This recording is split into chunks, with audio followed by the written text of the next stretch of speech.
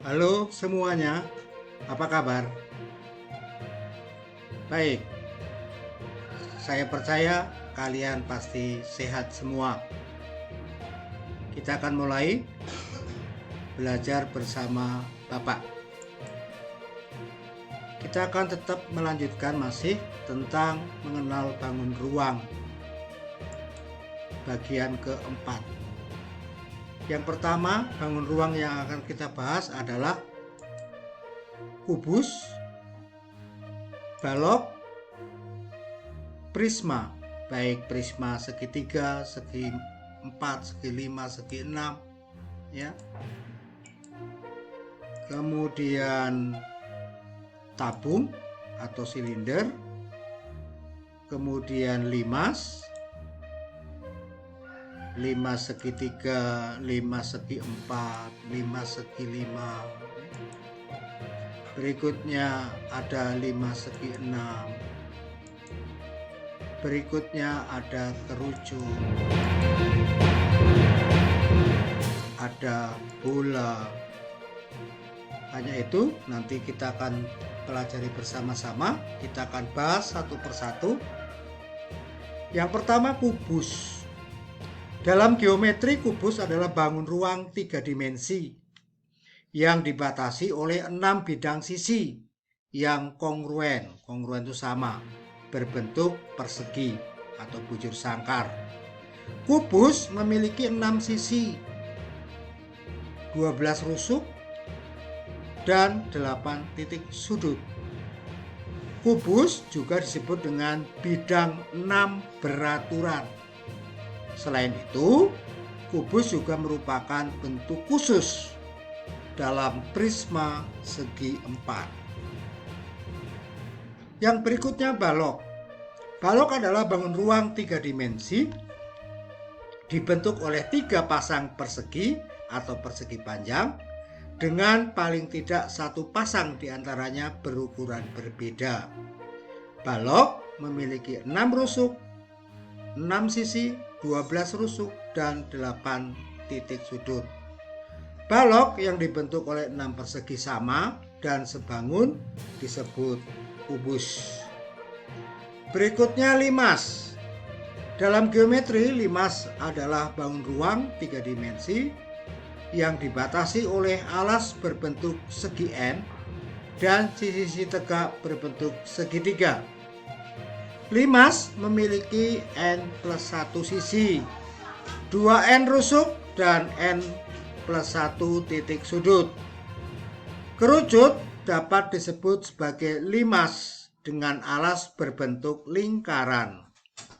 Limas dengan alas berupa persegi disebut juga piramida. Berikutnya 5 segitiga, ini gambarnya, titik sudutnya ada 4, sisinya ada 4, rusuknya ada 6. 5 segi 4, titik sudutnya ada 5, sisinya ada 5, rusuknya ada 8. 5 segi 5, titik sudutnya ada 6, sisinya ada 6, rusuknya ada 10. 5 segi 6, titik sudut ada 7, sisi ada 7, rusuk ada 12. Prisma. Dalam geometri, prisma adalah bangun ruang 3 dimensi yang dibatasi oleh alas dan titik dan tutup identik berbentuk segi N dan sisi-sisi tegak berbentuk persegi atau persegi panjang. Dengan kata lain, prisma adalah bangun ruang yang mempunyai penampang melintang yang selalu sama dalam bentuk dan ukuran.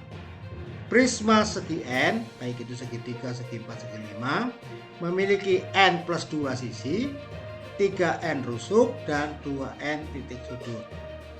Prisma dengan alas dan tutup berbentuk persegi disebut balok.